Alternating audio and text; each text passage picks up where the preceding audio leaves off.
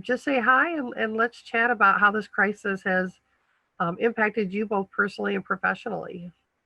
What lessons have you learned? What things can you have been positives that you can take with you into the next semester that will be of benefit to your students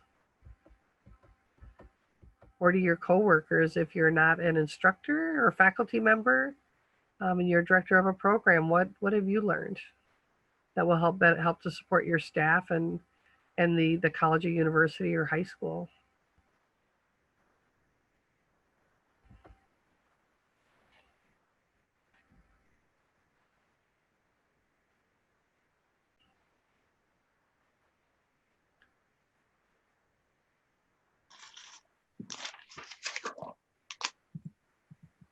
Hi. Um, I just put in the chat, I can't attend this afternoon, but I just wanted to say thank you to the organizers and the presenters and to everyone. It's been an incredible experience. And I know it's a very difficult time. We're all isolated, and this has made me feel really connected, and also, like we can move forward in kind of creating, quickly or not, our online courses, and then kind of improving them as we go along. It's been extremely helpful. Thank you so much. And I'll make sure to share that with all of those who work so hard to organize and present. And I can speak, on behalf of them. I know that they were very pleased to see how many people had an interest and wanted to participate in the conference, the symposium. It's such a quick notice because we're all in this to support each other. yeah, yeah, it's just wonderful that it's like people from all across the state, all these different institutions, but it's very kind of human and immediate. So I absolutely agree. Well, I hope your meetings go well this afternoon. thank you very much. Thank you. And I'll step out now as soon as I find Okay. the button. So Thank you so bye. much. Have a wonderful afternoon. Hi, Dee Dee. This is Hi. Leslie Sukup, and I'm a professor in the College of Business. But for me, one of the things that I learned is just maintaining positivity for the students. One of the techniques I used as soon as we went online, and I could tell that some of the students were struggling with the conversion, is just posting positive messages so that everyone can benefit from them, and throwing in some funny videos just to take their mind off of things so they could focus on the course, because I was posting and doing videos for that and holding live sessions, but just taking a moment to take them back to get their mind off of something else. And I've gotten tons of messages from students after the semester ended saying thank you, because that was one of the things that they really appreciated is, that they could take time to kind of regroup by focusing on that positivity, and it helped with their motivation and keeping present in the class. And I have no doubt that positivity that you shared as a part of your class not only impacted them in your class and the work that they were doing with you, but impacted them, in their other coursework if they had other classes, as well as in their personal life. It helped to give them a focus and a different mindset, perhaps. Oh, I agree, absolutely. A domino effect, per se. Yes. And I think sometimes as educators, while our students are always our first thought and foremost in what we're trying to accomplish, sometimes we're so focused on how do we now recreate or move our content or services into this virtual format. It's hard to think about what are these students experiencing, whether they're K-12 or they're college students. Absolutely, and I understand both, because my oldest is a kindergartner. So not only am I teaching her kindergarten, but also balancing that with, teaching my 4 classes. So and there's a juggle, and some of the live sessions, the students understood the pop-ins from family members, or I have a parrot, so they would hear the bird every once in a while, but they understood, okay, I'm human and experiencing similar challenges to what they are. And I think that makes a huge difference. Did you find it interesting trying to find a balance between asynchronous learning and synchronous learning? Because you're talking about having some live sessions.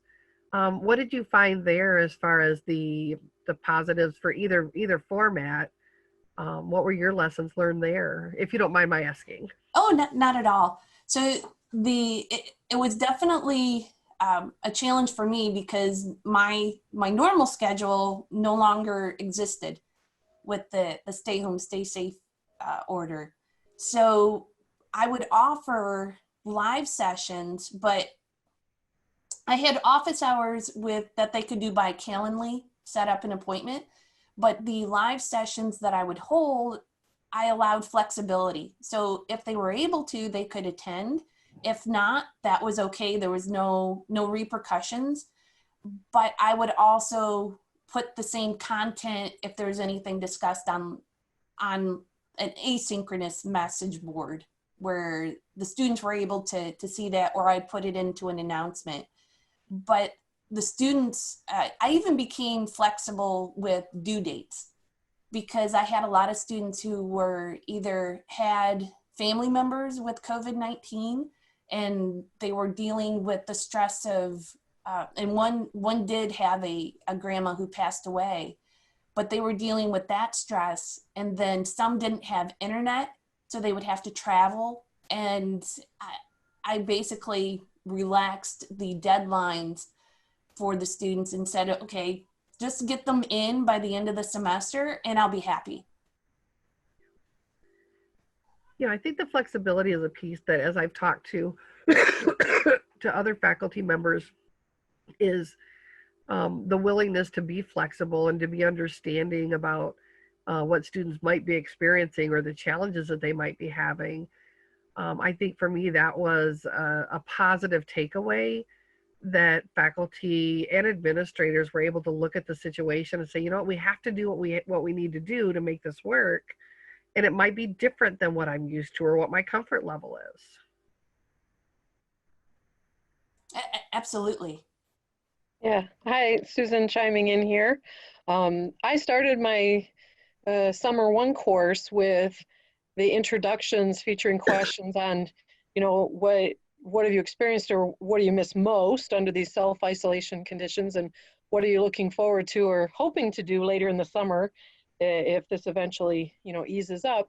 And the students were very candid, and I felt like right up front that gave me a good chance to get to know what those kinds of issues were, like Leslie mentioned, so that I could understand where they're coming from and where the flexibility might be needed. Personally, my greatest challenges here have been dealing with all the family members at home, including teenagers, unmotivated and distressed or depressed teenagers. It's made working from home extremely difficult. I was trying to keep my students engaged, and like Leslie, I've posted some videos periodically, sometimes funny, sometimes like, Detroit Strong, when the motor stops, we're all in it together, or the U of M fight song, or, just anything to kind of help cheer them up. And I found my students to be very resilient finishing up the winter semester. But surprisingly, for as digitally and video oriented as this generation is, they really miss the connections. So professionally for me, the big advantage of going through this to wrap up the winter semester was, as reluctant as I had been to go online with technical topics, accounting is my area, and I've been kind of admittedly dragging my feet and trying to figure out how to teach something that technical online. It forced me into it, and I've found solutions. And so it's been a growth opportunity for me, despite, the extreme conditions. Has this helped you to think about a little differently, perhaps in future semesters, how you might offer your classes if we have an opportunity to go fully face-to-face? Has this experience given you an opportunity to kind of rethink and say, you know what, maybe? Absolutely. Yeah, I started recording some navigation videos. Like I happen to use the Wiley Plus platform for several of my courses. And so rather than taking 20 minutes out of the first day of class, walking students through that now, since I've made the video, I can just point them to that and say, you know, watch the video and it's got everything you need. You know, so yes, I see incorporating a lot of things, especially recording some lecture segments. I plan to take this in the future into, hope, if not a hybrid, a fully flipped classroom model. Because if there's so much content ready online, I can see how easy it'll be to switch to the flipped classroom and do more hands-on with them, especially where they get stuck with calculations or technical topics. So I think that's a huge upside to going through this strenuous process we've been put under. Well, and I love that because so often, you know, we get bogged down in all of the details and all of the devastation and the change that sometimes those positives get lost, you know, in our thinking. And so I love that you're thinking about this from the broader perspective of, okay, so this is what we went through. Now, how do I take this and really make it beneficial, not only to your students, right? But this could be a benefit to you personally in the way that you teach or in, you know, your flexibility as an instructor. Yeah, what I found the students like about either recorded Zoom sessions or videos that are posted, especially those for whom English is a second or third language, is they love to go back and rewatch some of those. And so I see huge bonuses to doing this going forward. And I'm a firm believer of, you know, kill two birds with one stone if possible. And if I'm going to put all this work into developing these courses and these tools online, man, I'm going to use them again, you know. So yeah, that got me thinking kind of creatively about how can I, you know, use these tools and use the work in the future. So I'm curious now, where do you teach at? U of M Dearborn. Okay.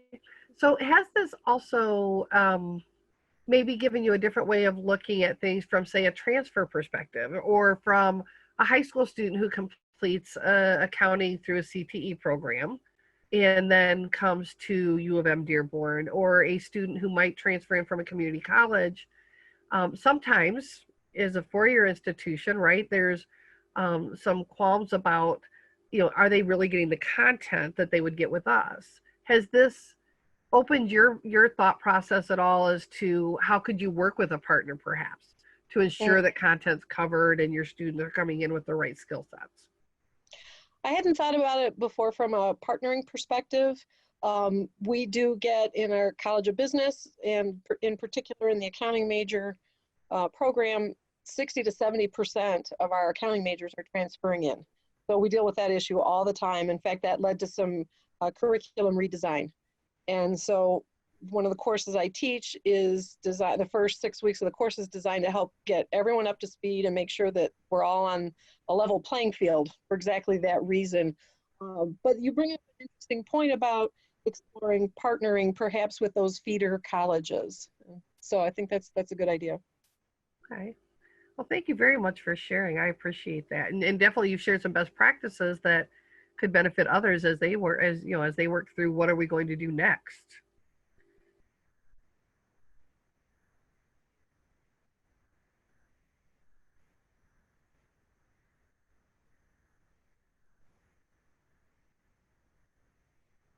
Does anyone else have anything that they would like to share on how this experience has impacted you personally or professionally?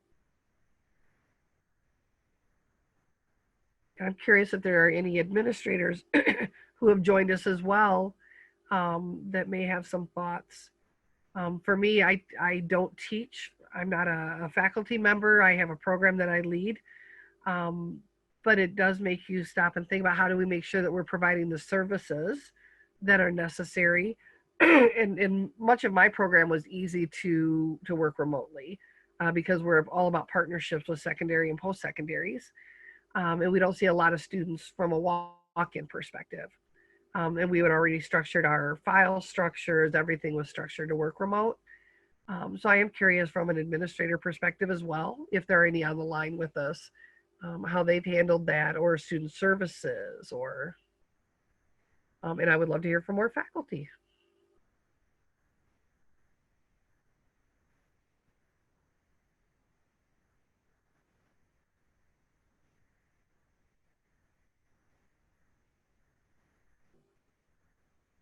a quiet group. I'll share something. Thank you. And where are you from? I'm from Upper Peninsula of Michigan in Houghton, Michigan. Wonderful and welcome. Thank you. I you know, I teach art classes, and they're studio classes, and they're ceramic classes. And, you know, when this all happened, it was kind of a shock as to what to really do with my students. Nothing really makes sense to me, you know, just watching videos or, you know, obviously I did some assignments that weren't related to clay, or even a lot of them didn't have anything available to them to, let's say, make a mixed media assignment, or it was really hard for them to do. So I've been, you know, and I've never taught online either. I mean, I use Canvas, and, you know, I wouldn't say I'm bad at it at all. You know, I don't use it to its full potential. But I feel like this is in some ways one size fits all. Like we were all supposed to just get in line and perform without really having a good knowledge base. And, you know, it was nobody's fault, obviously, but, you know, I still am super frustrated because I'm trying to, you know, I got to rewrite all my syllabi. And so it's really, I'm going to be teaching 8 courses instead of 4. Because we're going to be doing flex. So the students are going to start off on campus, at least that's the way it's looking right now. And then as we move through, perhaps, you know, they'll have to pause again. And, you know, who knows how long those pauses are going to be.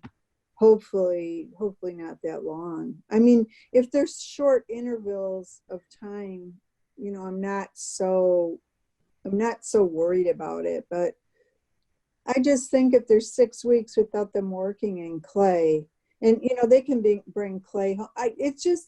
I feel like nobody really understands the logistics behind us. You know, it's a hands-on course. It's wheel throwing.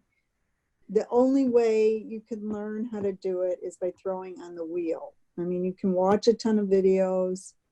You can read a lot of books. You can see me doing demonstrations, but really, unless you practice, you're not going to get it. So anyway, I'm very stressed out about this coming fall. I'm so stressed out. So anyway, I'm just trying to take one day at a time and do things like this. And, you know, I guess try to be the best organized that I can be to, you know, I want to also be fair to my students. That's a big thing for me. So anyway, that's all I wanted to share. I just wanted to vent. Well, you know, and I really appreciate that, because one of the things, right, our coursework or classes are very different. And so some classes may lend themselves to asynchronous or asynchronous online or virtual delivery. Other more technical classes or more hands-on classes present additional challenges. And your class obviously is one of those that's going to present additional challenges. So not only were you faced with being thrown into the online environment that you weren't familiar with, without any type of really any type of notice, right? It just happened quickly. And how do you wrap up the semester, to how do I plan for the fall semester, not knowing, right? We could plan for face-to-face and something happens and we start the semester virtually. Maybe we end the semester virtually as well. We just don't know. So from your perspective, I absolutely appreciate the vent and the frustrations. And I'm not sure if there's anyone else on who is from a technical institute or has technical classes. that could maybe offer you some support. Because you're right, how do you then make sure that your students have the same experience or somewhat as they would have on campus? Mm-hmm. Yeah, thank you. You're welcome. Have you had a chance to talk to any other instructors who teach similar courses? You know, there's people in my department, but a little bit different. You know, one, you know, is a drawing class, so you know, definitely can get a camera. You can kind of work with the students right there.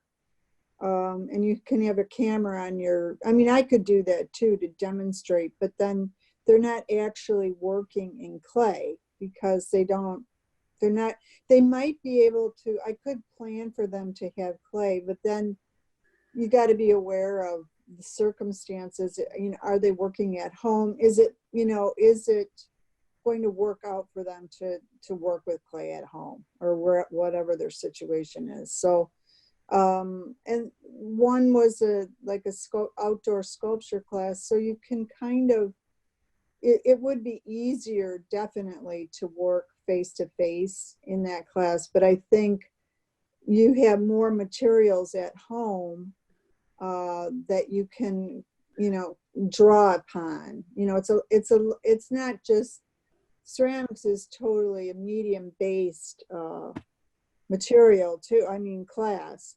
Yeah. So, you know, I think my clay classes I'm the most worried about. I also teach drawing, and art history really isn't a problem. But I don't know.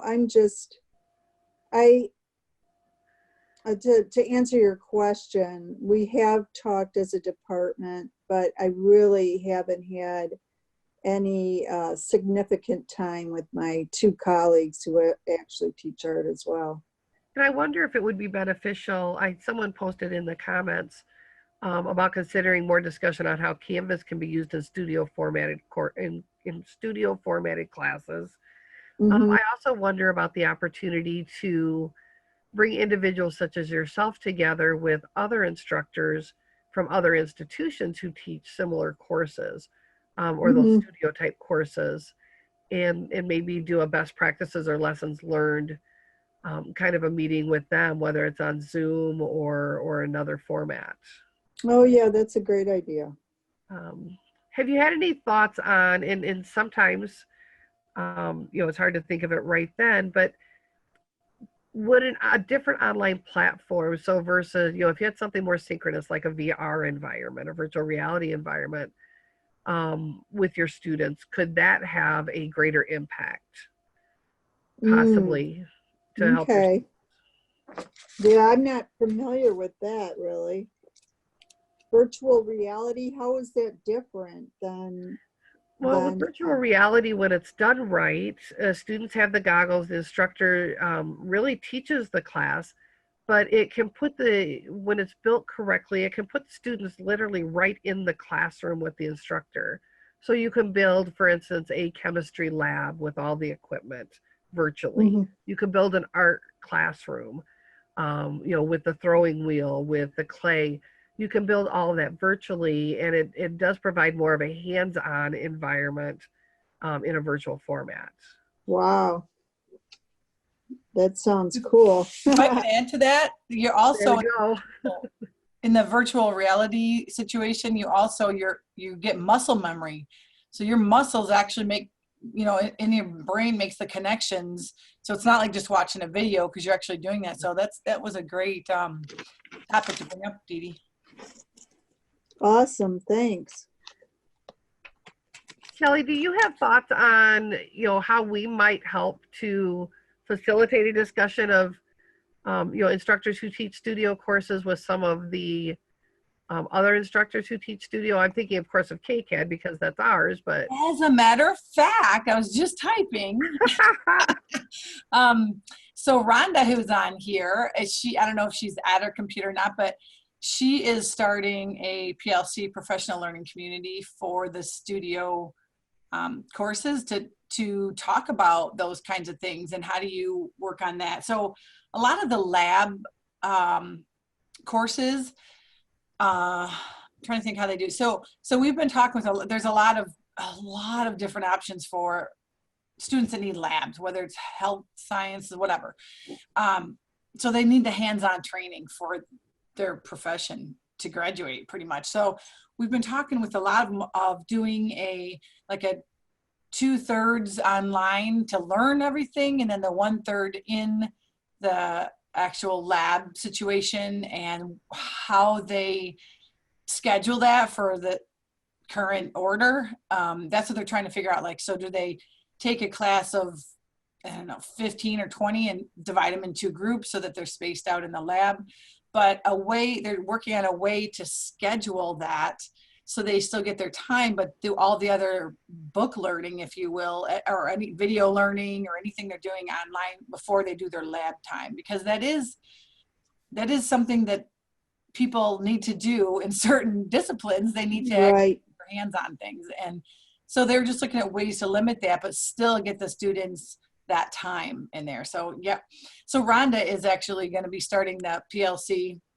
She started it, was it yesterday? I don't know, or first day in session 4 anyway. But she's going to have the conversations of, okay, so how do we do that? She has a great handle on Canvas and videos and how to do things, because if they need a wheel or something, it's hard if they don't have access to one. But if it's something else without that, they can do that piece for the studios, and then they can. I've heard of the professors already doing this at Condell, where they give their technical reviews and critique with Zoom. So the student can even have it on their phone. They can walk around their item. They can see all sides. They can, whatever it is. The students usually have a cell phone, and so they have a camera on it, so they can zoom that way and show what they need to show, or they can do it in front of their laptop camera, whatever the case is. They've been finding ways to do the critiques online. But again, if it's equipment thing, that's different. You'd have to schedule the labs for a little part of that so they get the experience. Great, thank you. And thank you for sharing. Thanks. What about anyone else who might like to share how this pandemic, how this crisis has impacted you personally or professionally, or both?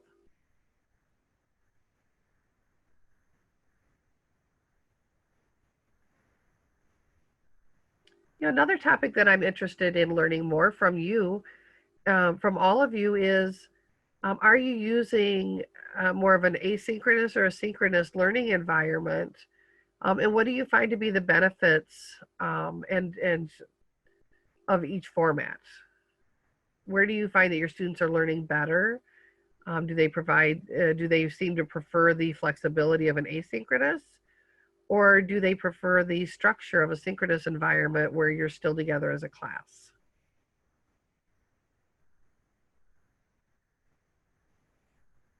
I would say for me, the majority of my students prefer the flexibility of asynchronous, but there are a select handful that do prefer the synchronous, because they admit it, they're terrible with time management. So it allows them to focus on the content of the class right then and there, and then they can work on other things after that synchronous time is done. I would echo that. I think my students, at least for finishing up the winter term, kind of preferred the synchronous sessions because it kept them on track and it created more community. Certainly this summer term, my students, a lot of them are essential workers, so they need the flexibility of asynchronous. And that's why I asked a question in the other session about trying to create that community, because we wouldn't start out in the classroom environment like winter term.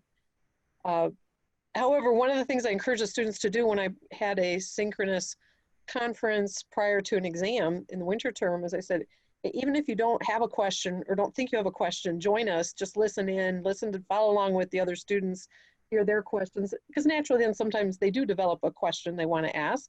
Some of them didn't say a peep. They didn't contribute to chat or anything, but afterwards, when they were signing off, they're like, thank you so much, this was great. So I could tell they were they were really invested in the process. So I do see a benefit of offering some synchronous sessions. So that's what I'm doing for summer and just making it flexible, because I think they kind of enjoy learning from each other. So that was my takeaway. I appreciate that. One of I think about that a lot. We work with in our department at Ferris. We work with both post-secondary and secondary partners. And as we're working through planning for fall with our secondary partners, my thought is we need to make sure that we're focused on a virtual dual enrollment experience versus a face-to-face, because we just don't know what's going to happen. And for some of our partners, they've came back with, okay, so is this going to be synchronous or asynchronous? Because if it's asynchronous, we don't want to do it. We want a synchronous environment for our students. So that's been a different, you're juggling not only what do the students want, what do the partners want or feel like is going to be best for their students, and then what are the faculty able to or willing to do as well. Right. So I'll kind of comment on that. One of the things I heard from my students who, had 4 or 5 classes in winter term was they had so many synchronous sessions, so many things going on simultaneously, and it was really hard for them to juggle. And I had very quickly backed off because I figured a week into the transition, they should have the flow of doing things on Canvas. And then some students commented later in the semester, like, what happened to you? Where were you? And I'm like, you guys were too stressed out. I think Yeah. we all know it's hard to make everybody happy, right? So nothing's going to be perfect in that approach. But I've seen that with my middle school daughter, that all the teachers hammering all at once and wanting synchronous, it's overwhelming. I think even my son, who is just graduating from Ferris, when we moved to all online this past semester, it was interesting to see what the instructors did, to move a class online. So one went to mostly all PowerPoints and posted them in a Canvas shell. The other moved to a VR environment for the students so that there was more of the engagement aspect. So from his perspective, just looking at what those differences were, and a couple of the classes were already online, so they didn't count anyways. But those classes that were face-to-face, how the instructors handled those. And for some instructors, depending on the content, doing much else could have been difficult. But planning for fall, then where do we plan?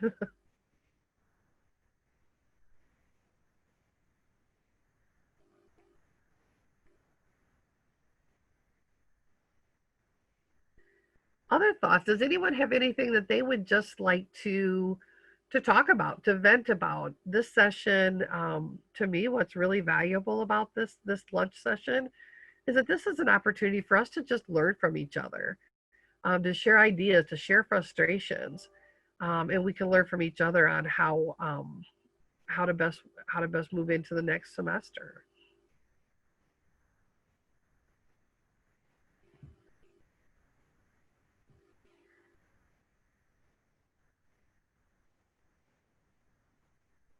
Well, I'll share a thought here.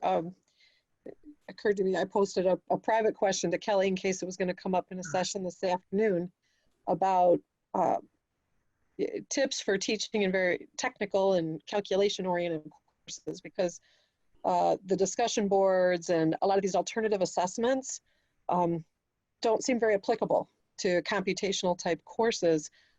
In my course, we cover ethics, and I've told the students early on there would be some discussions because the topic could, be suitable for that. So one of my frustrations has been anytime I've reached out to course designers and other people, they don't really have ideas on what to do. I said, who do you work with in the engineering school? Who's doing the, and I haven't gotten much input. While we were in this morning's session, I got an email from one of my accounting colleagues reaching out to other accounting and finance going, what do we do for fall about all the cheating and and I said, hey guys, I'm in an assessment online symposium right now, trying to get some ideas for you, because, and so I think the more we can collaborate with our fellow colleagues, and I love that this is across multiple universities to get ideas, the better off we're going to be for trying to find these solutions. Because I found custom designed exam questions popping up in Chegg and Course Hero. And in some cases, the students had actually submitted to Chegg a picture, a photo of my Canvas question, because it showed some misalignment of some numbers that when I had tried to put a table in, I knew it was my question. And it's astounding the stuff that the students are putting out there to find ways to cheat.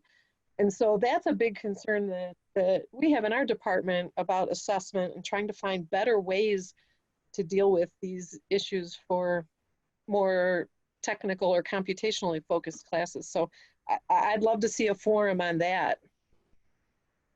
I think that would be a great follow-up at some point, right? For I think many instructors, whether they teach in the same field as you do or not, would be very interested in how do we maintain the integrity and the rigor in our courses and ensure that the students aren't cheating or that they are truly utilizing their knowledge and skill sets when they're responding.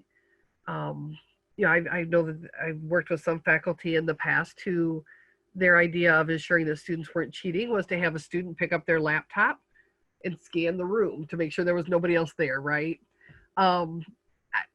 They can duck down, but whatever. But I think there's a lot of those concerns. I see this concern as well when I'm working with faculty on evaluating a transfer course. They say, well, how do you know the students don't cheat in that class at that institution? I don't know. How do you ensure that students don't cheat in any of our sections that we have, whether they're face-to-face or online? We can't ensure that. So it's a very timely conversation, and it would be very interesting to see what kind of best practices end up being shared. Hi, Dee Dee. This is Kimberly Flanagan from the Grand Rapids campus. Hello. Hi. I think all of our students are adults, but coming at this from an adult learning standpoint at a statewide location, I've been teaching hybrid classes in Grand Rapids over 5 years where we meet like on a Monday night and then we're online. The one saving grace with that when everything changed this semester was they still technically had to hold that Monday night.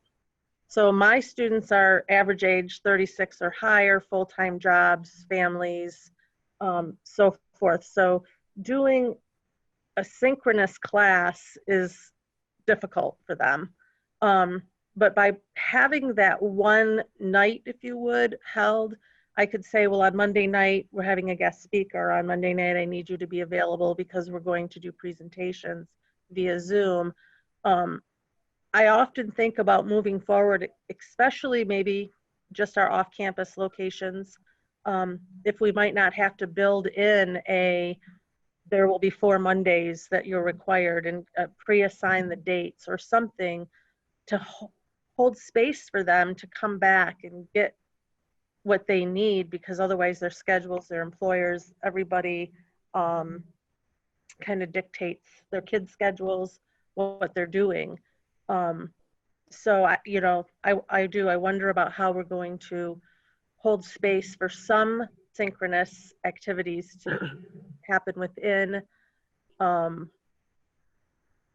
Sorry, I'm going backwards with that, but anyway, but to hold that space so that we can kind of make that happen, because not all of them, they want it to be asynchronous, but it's not always the best way to get the information across. Well, and I think what you describe is a great opportunity for many instructors to offer the flexibility that many students seek with that asynchronous environment, but it adds that synchronous environment where it provides students and faculty a chance to come together at least a few times a semester. So for those students who need that touch point, that provides a built-in touch point. And so that hybrid approach could be very powerful so that it meets needs of students who need the fully online versus the fully face-to-face.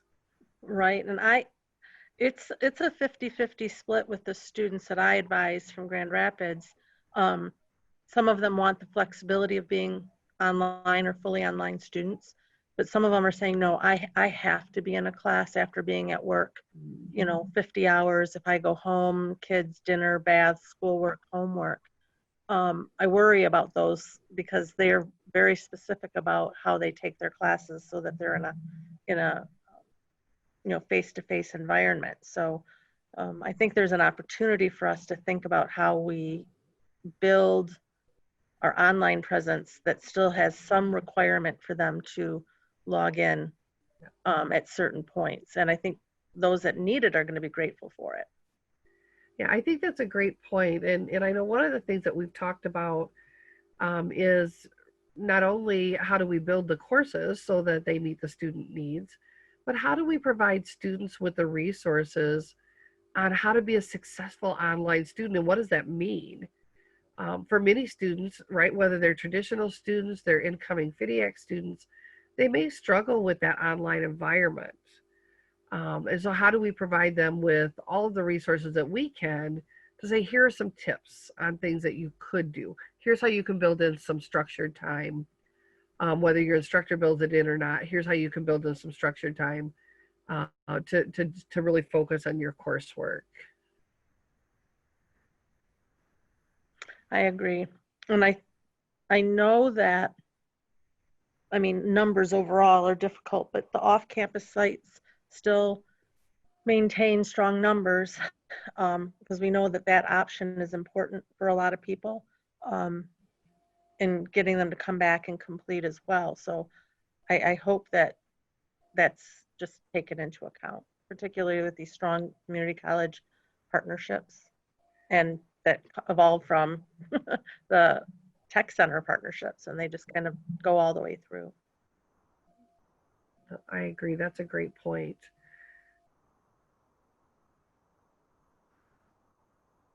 I know even personally when I finished when I did my master's or doctorate, I had to learn to balance my schedule with a work schedule and a family schedule and having classes that were online. And I had to build in the structured time of when to focus on those classes. For me, it was, 8:30, 9 o'clock at night after the kids were in bed and my husband was watching TV, and I could kind of set the family stuff aside because they were taken care of and I didn't feel like I neglected that. But I also had built in time for coursework, and that helped me to keep my focus as well. And that's where I think those online resources and tips could be really powerful, in addition to how do we really build classes that focus on both styles of learning.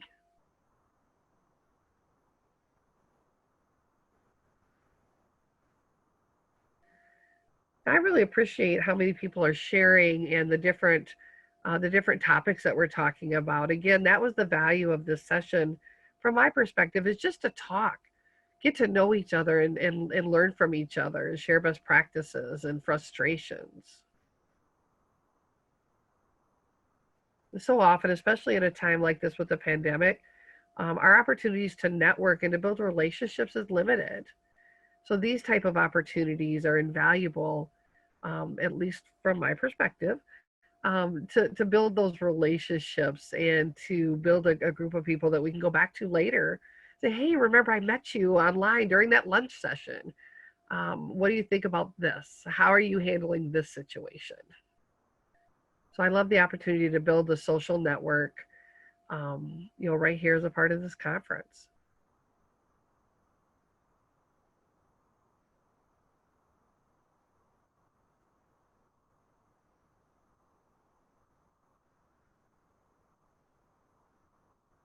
Would anyone be interested in sharing what your biggest concern is, or what you see your biggest challenges for fall?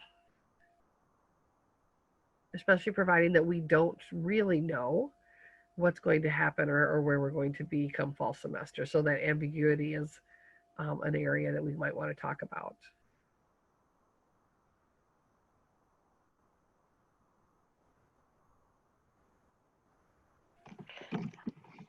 I would just add, and I think the timing of this has been awesome because I teach a math class in the fall, and it's offered once a year. And I was already trying to think of ways to do it outside the box, and I've been increasingly hesitant and curious. So it was nice that this took place when it did, to reassure me and give me some ideas and people to network with, like teaching math, which we had that session the other day. The unknown, but yeah, some transferring things into that format that we've never done, like what the art instructor was saying. That part just feels overwhelming. So hoping that there'll be more of this kind of happening, even if they're day-long trainings. I Dee Dee, the other absolutely- thing I would like to see, again, I'm at Ferris. I recently switched from Blackboard to Canvas this past semester, but I just kind of winged it. And I just kind of thought like, oh, this summer would be the time where I would do some more of the training and get, because I feel like I'm doing it, but I don't think I'm using it very efficiently at all. So I would love to see maybe something through the Faculty Center that's Canvas, and then in conjunction with moving towards online. Like, to me, that would be a great marriage, because I feel like I can go in there and grade and I can do a few things, but I know what I'm doing is probably not the best way to do it. So I would be all for, you know, learning some more, because I, like anyone, I would like to make this as efficient as possible. That's a great point. I do believe that through a collaboration, whether it's with the Faculty Center or through e-learning, that we will see more of those type of workshops, those type of trainings, where we can learn more about all of the tools that Canvas has and how do we utilize those. One, to create efficiencies, right, for us, but two, how do we create an online format for students that really is conducive to their learning and not confusing. So I One think thing definitely I let's was stay gonna in touch about that. That I think, you know, e-learning and the Faculty Center will definitely have that as a topic coming up. You know, I just wanted to add, you know, maybe making lemonades out of lemons, but, you know, the notion that, look, we're all online. We had no choice. Here we are. And we have this summer to, you know, not just sit back and go, all right, I just want to do good enough, to really focus on, all right, let's make this the best class we possibly can.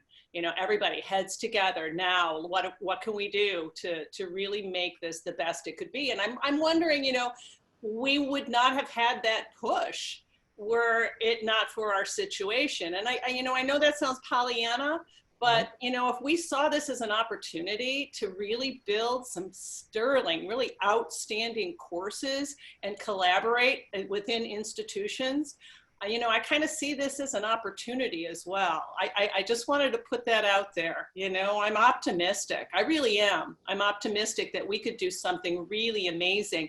And I'm thinking collaboration between institutions. I really think that would have, you know, an awesome, you know, kind of repercussions for our students too, so that they too have contacts. You know, I worked with a partner at U of M Dearborn. He was an engineer and I'm a photographer, and we've worked together on this project. That kind of cross-pollination is so valuable. So yeah, there's my Pollyanna push, but you know what I mean? It's like this is also an opportunity. And you know, if we could build it, you know, they would come. I absolutely love that. I had a former colleague. We would be in meetings, and I would say something, and she said, "All right, Pollyanna."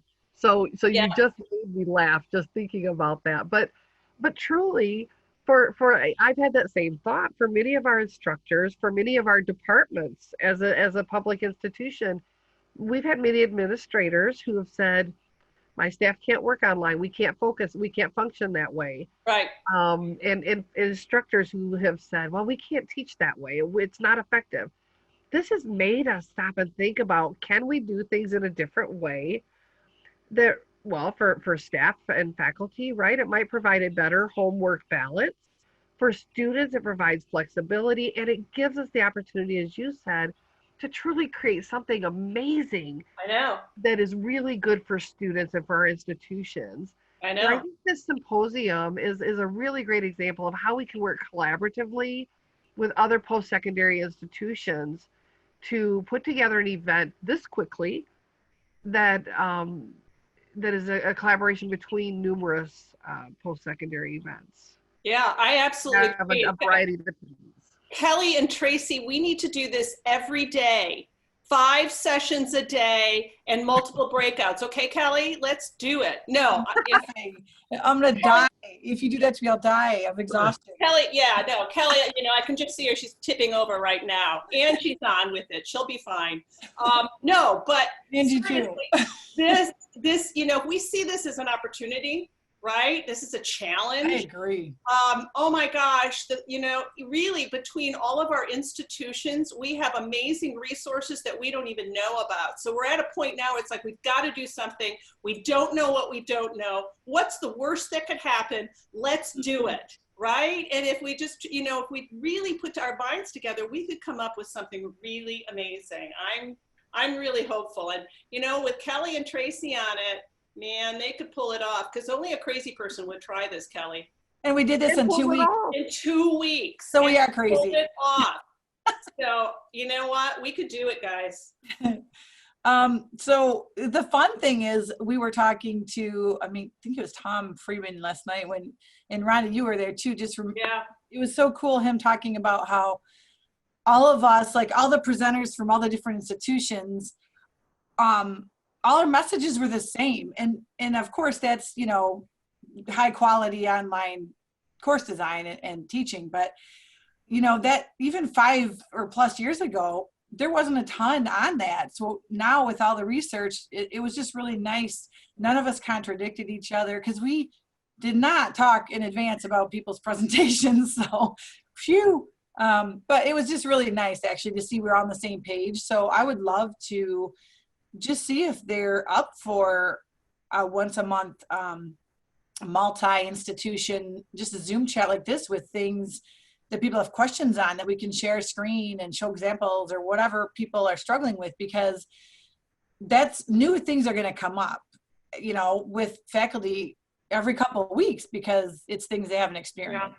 Yeah. So right now you might not even know what you don't know what to ask, but once you're in your course, maybe that would be helpful. But I do like the idea of getting the other institutions to help out with that too, because they have different ideas. I'd love to hear theirs. And they have all kinds of resources, and there's all kinds of things.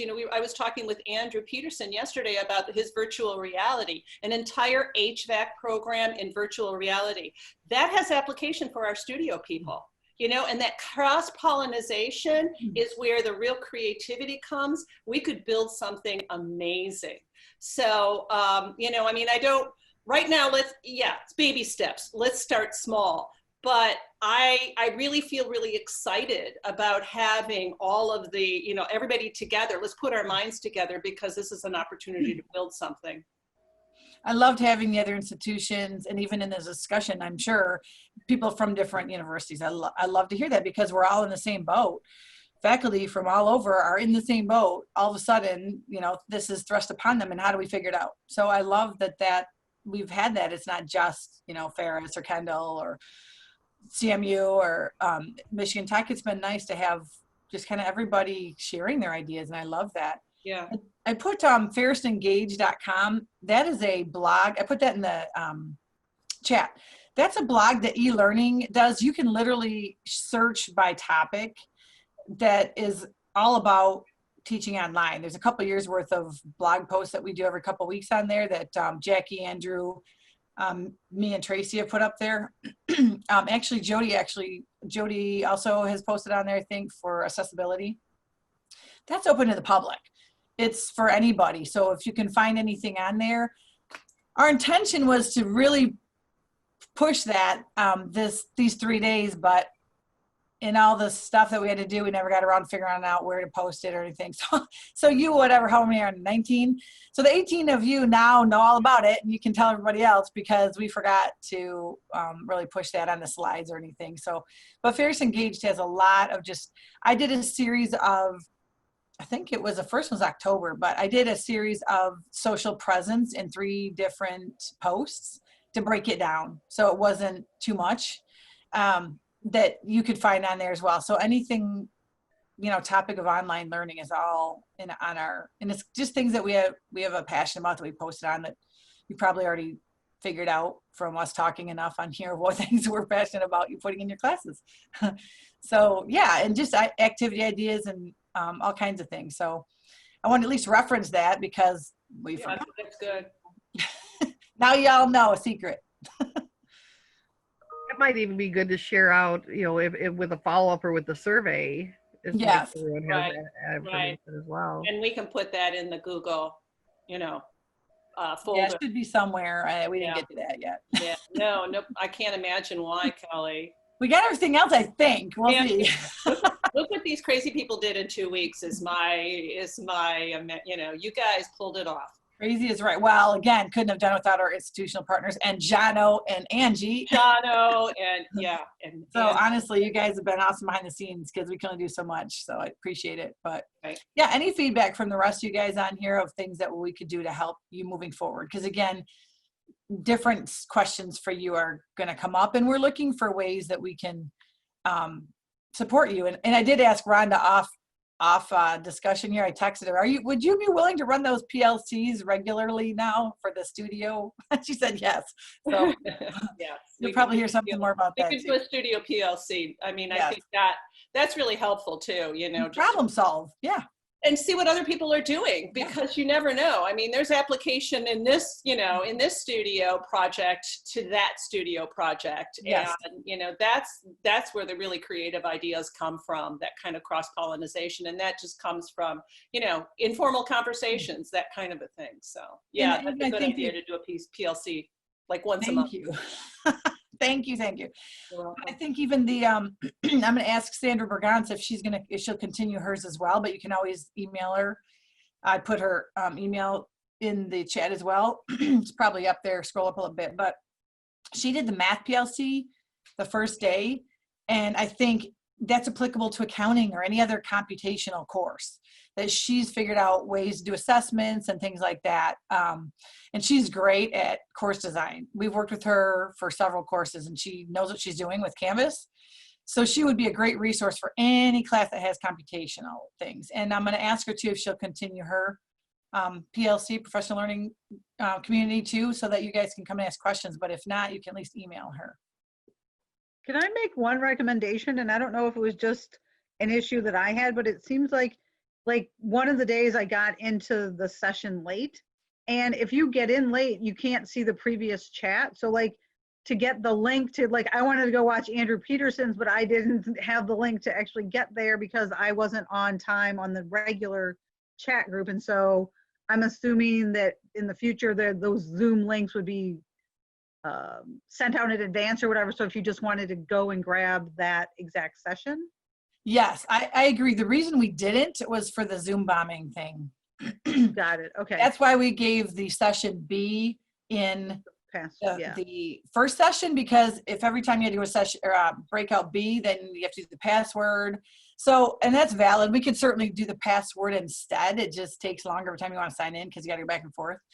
But that's a valid request. So if you were looking really closely at the agenda, you actually could see that same link is put in the breakouts later on a breakout, like in the session 4s is the same breakout B. Okay.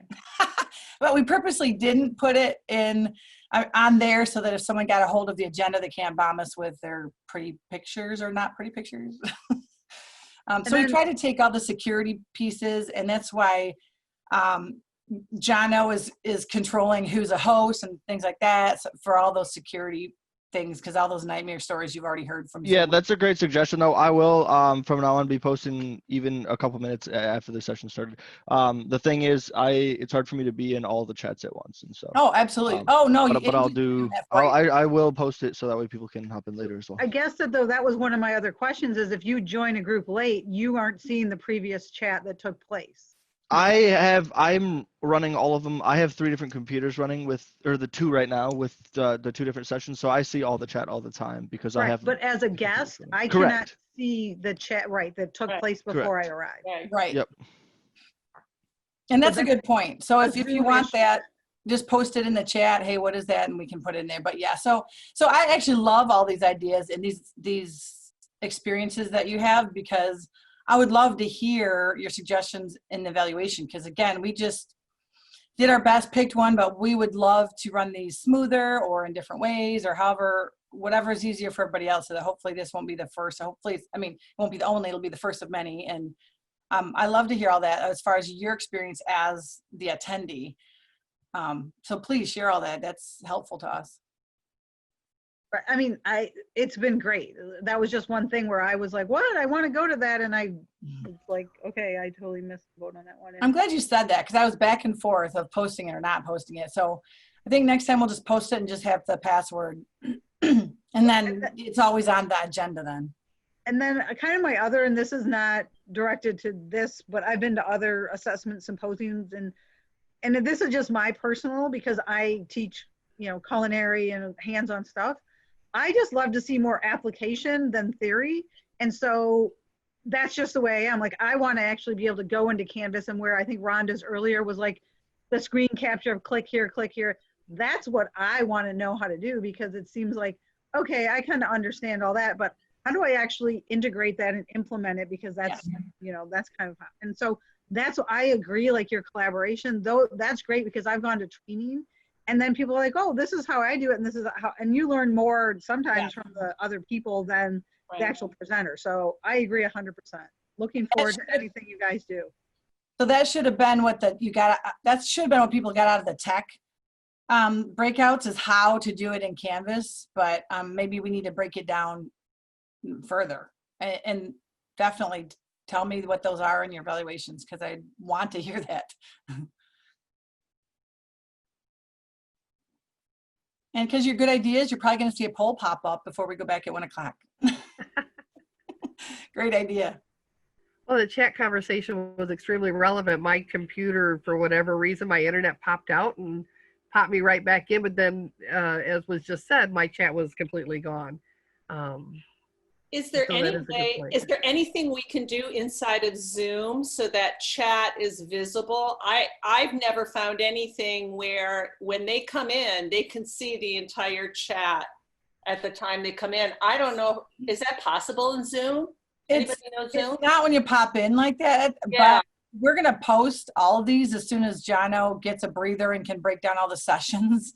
So you are welcome to then, not going to go through this whole thing again, but if there's one and you want to fast forward and find it, whatever the chat, that's why we're going to do this. Because a lot of people didn't have time to attend them all, or they had a meeting, or they couldn't get to the chat, something like that. So there will be a way for you to go back and check all that. But yeah, there's not a way with Zoom or any other ones that I've used where you can backtrack in it until you show up. Really? Yeah. Unless you look at the recording.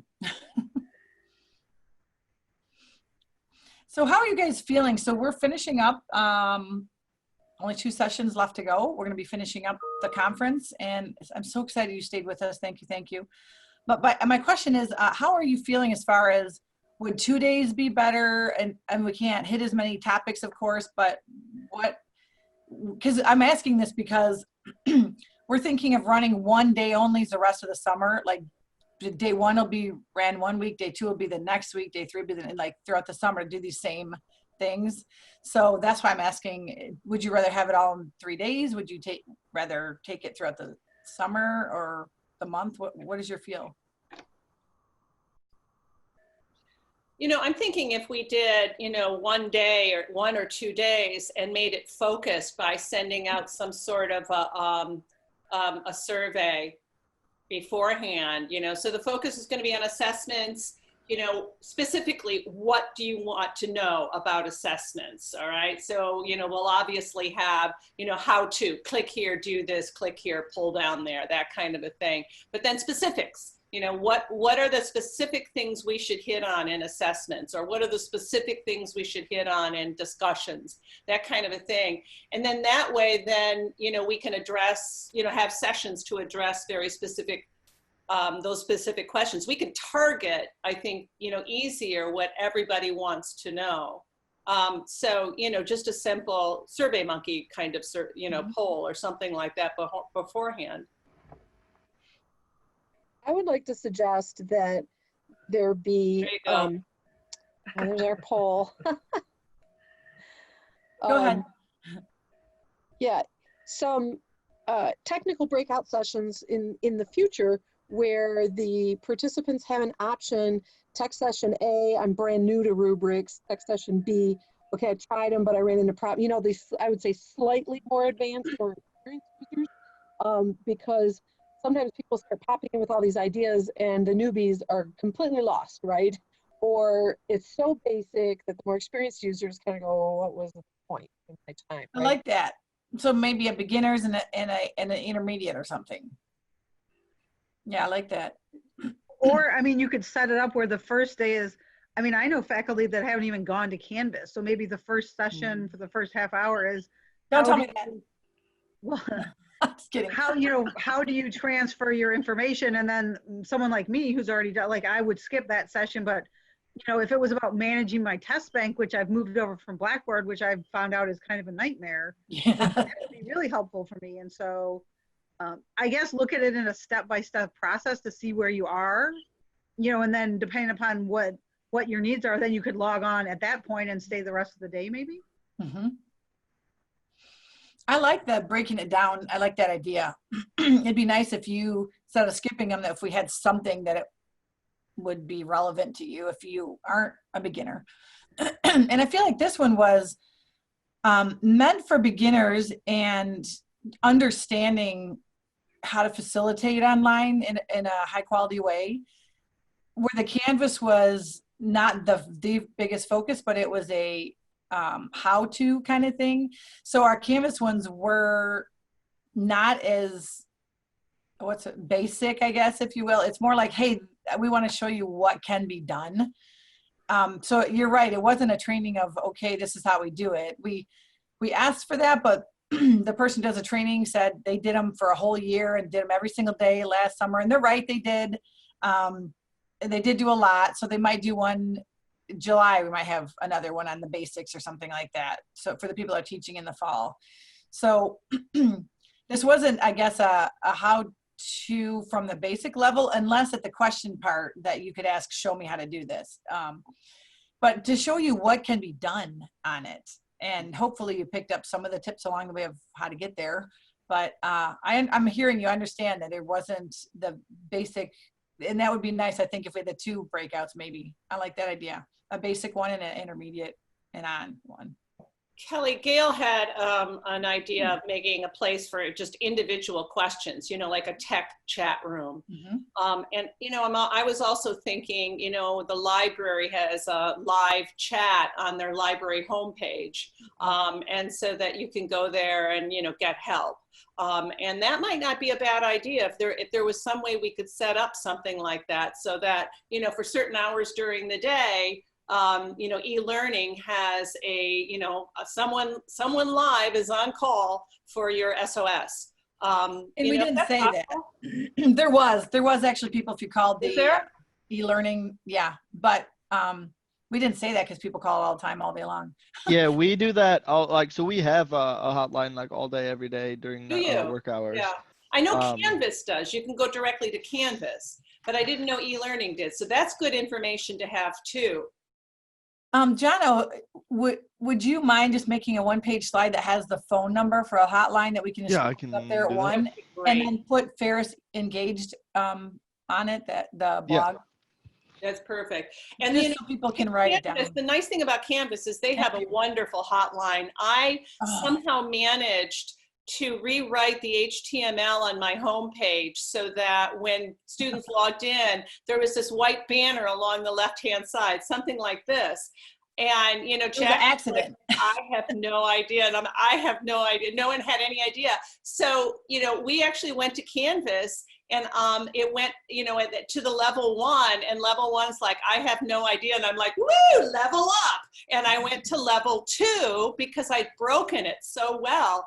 And level 2, you know, Cameron was his name, sent me a video where he got me into the HTML, and he said, well, now, you know, you need to erase this passage. And I followed along on the video and I fixed it.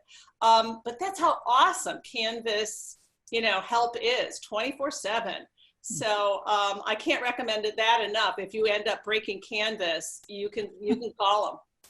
And we have paid for tier 1 support with Canvas. Yeah. Ferris has paid for that. So you can call at Ferris that phone number. If you click the little help icon in your course, or once you're in Canvas, there's a designated Ferris number that goes right to Canvas for Ferris. So they are amazing. They'll stay however many hours you need to help you. They're really good.